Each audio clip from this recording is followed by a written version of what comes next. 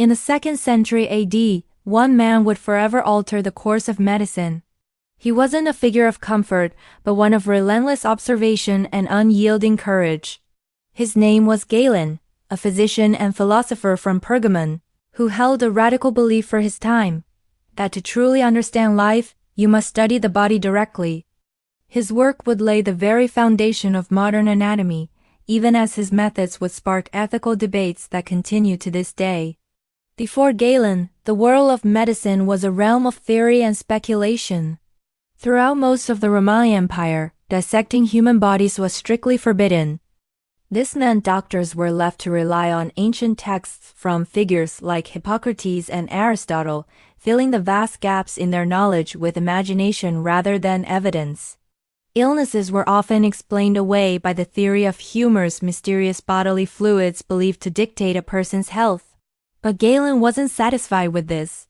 He rejected this limited, hands-off approach. He was driven by a powerful desire to learn by observing the real, tangible structure of living things.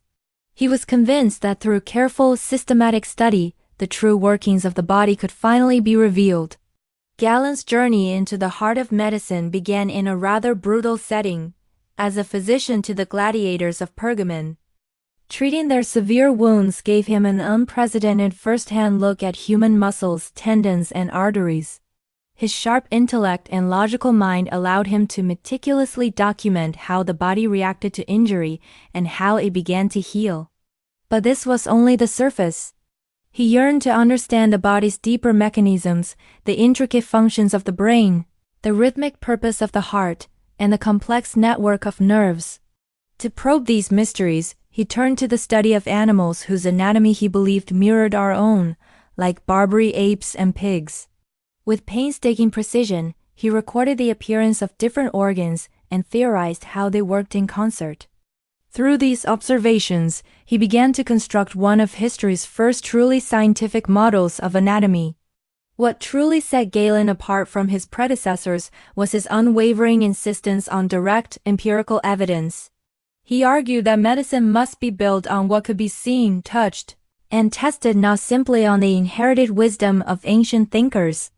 By comparing his findings from animal anatomy with the practical knowledge he gained from treating human injuries, Galen was able to describe the structure of many organs with a detail never before seen.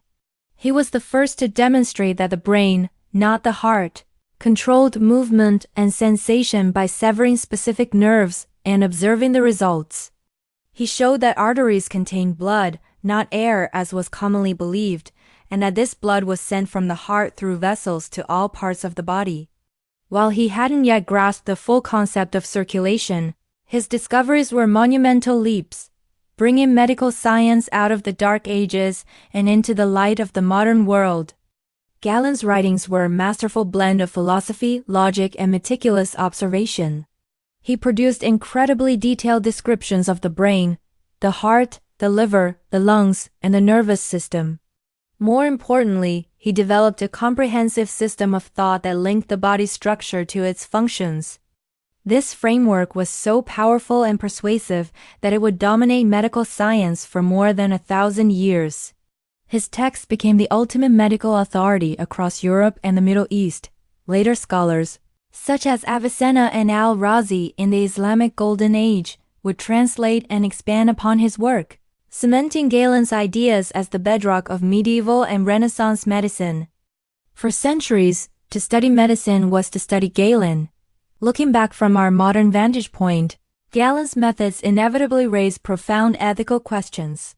His practice of studying living organisms to unlock the secrets of biology began a debate that has spanned centuries. How should science respect the sanctity of life? Today, of course, medicine has evolved far beyond these early experimental approaches. We now rely on incredible technology, non-invasive imaging like MRI and CT scans, and advanced computer simulations to explore the human body. Yet, the fundamental questions Galen confronted still resonate with us. How far should science go in its quest for knowledge? And where do we draw the line between discovery and morality? These are not just historical questions. They are conversations we are still having today. Galen's theories shaped the practice of medicine for over 1,500 years. Even as later discoveries, like William Harvey's mapping of the circulatory system, began to correct some of his inaccuracies, his core principle remained unshaken. The belief that science must be founded on observation and reason, the scientific method itself, is his most enduring legacy. Galen was more than a doctor. He was a philosopher of the body, constantly seeking to find the harmony between the logic of reason and the design of nature. In his eyes, the human body was a perfect, divinely crafted system, and to understand it was to attain the highest form of wisdom. Nearly 2,000 years have passed, and Galen's name is still spoken with reverence in medical schools around the world. His insatiable curiosity forged the first real science of anatomy and physiology. And while his world was vastly different from our own, lacking our modern understanding of ethics, his unwavering commitment to seeking knowledge built the very foundation upon which every subsequent discovery has been made. Modern medicine, with all its incredible technology and its deep-seated compassion, still carries the echo of Galen's method, the courage to question, the discipline to observe, and the relentless drive to learn. Thank you so much for joining us on this journey into the past. If you found this story fascinating, please consider liking this video and subscribing to our channel for more explorations into the history of science and thought. We'll see you next time.